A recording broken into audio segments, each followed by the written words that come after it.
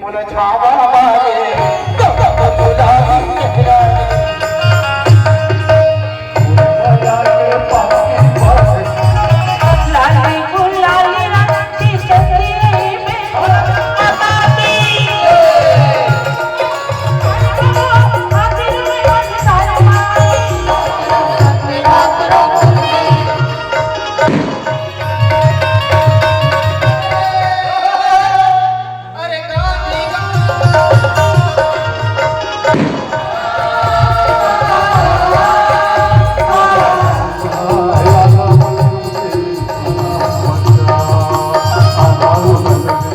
बने रहे दोस्तों।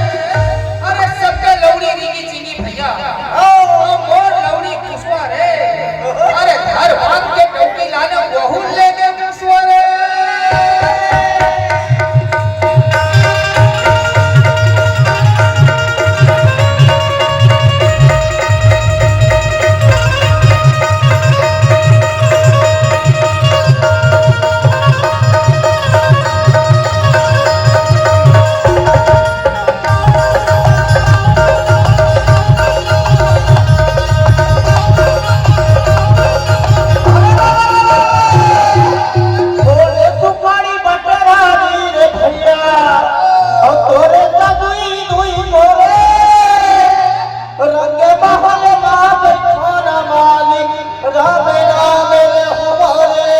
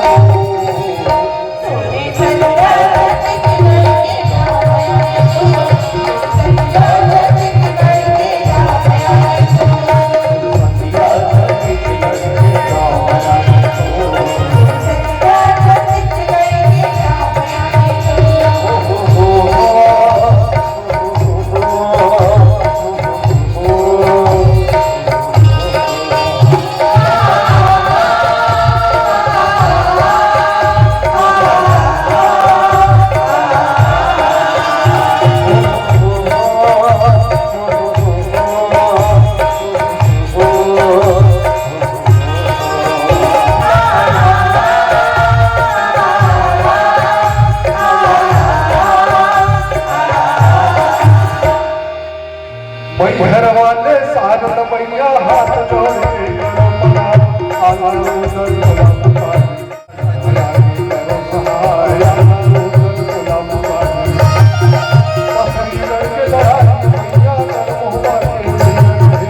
आनंद गुलाम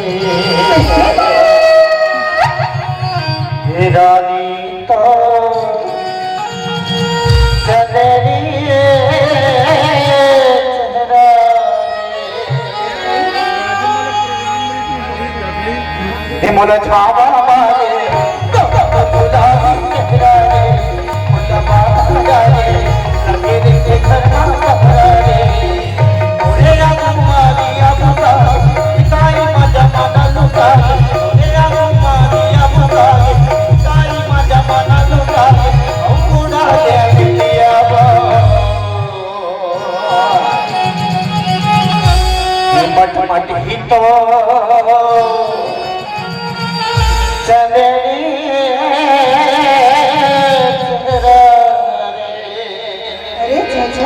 हाय हाय हाय ये मोला छावा मारे गुलाबी चेहरा रे मोला बाबा रे लगे रे घरमा पहरा रे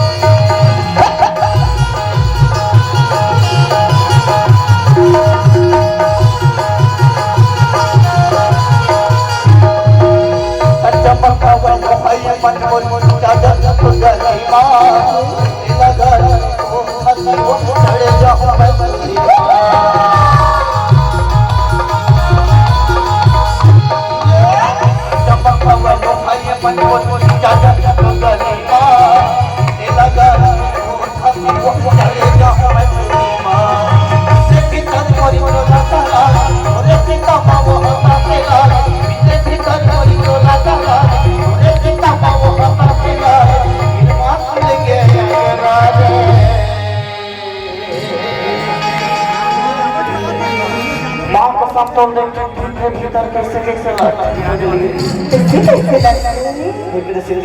तोला तोला दे छामी गजिया आरे गजिया तोला दे छामी गजिया किसे मारे गजिया मन खाया जो गजिया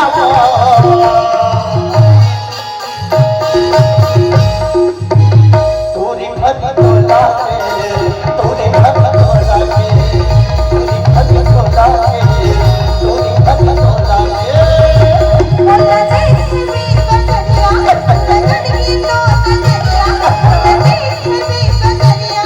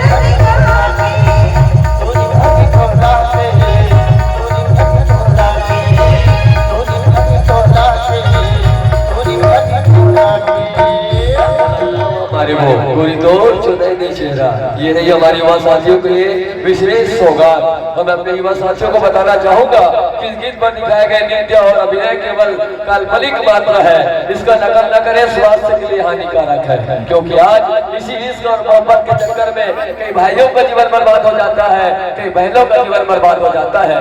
अभी तो कहते हैं कि आंखों से आंख मिली उसे इकरार कहते हैं। जी हाँ, कि आंखों से आंख मिली उसे इकरार कहते हैं, रातों को नींद ना आए उसे प्यार कहते हैं, और जो ऐसे लबड़े में ना पड़े उसे ही समझदार कहते हैं, उसे ही समझदार कहते हैं। तो समझदारी अवश्य दिखाइए और ऐसे लफड़ों से बच करके रहिए। आइए एक प्यार सा लोकगीत के साथ जोड़ने का प्रयास करते हैं। इस लोकगीत को आप यूट्यूब के माध्यम से सुन सकते हैं। परिवार की प्रस्तुति को बहुत चाहा है, बहुत प्यारा सा लोकगीत जिसे रचना की दास के साथ की, और नीचे सुन सकते परिवार की बहुत ही सुप्रसिद्ध गीत आप सभी के बीच प्रस्तुत होने जा रही है, तोर बजा के पाखी बांधे हो। देखिए प्रेम प्रासंगिक गीत के साथ।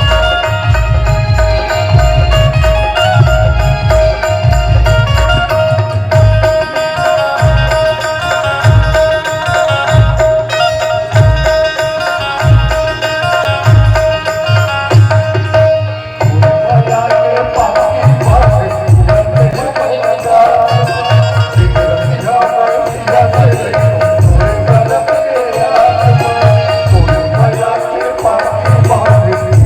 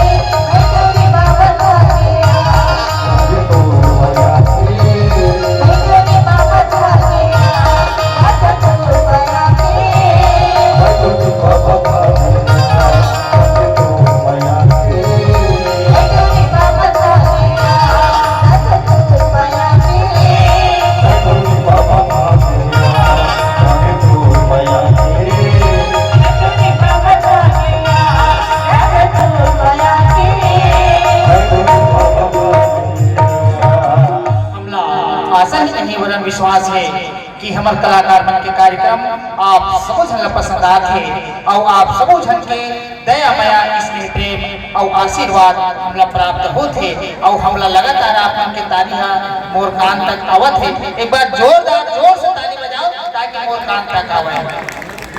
धन्यवाद। छत्तीसगढ़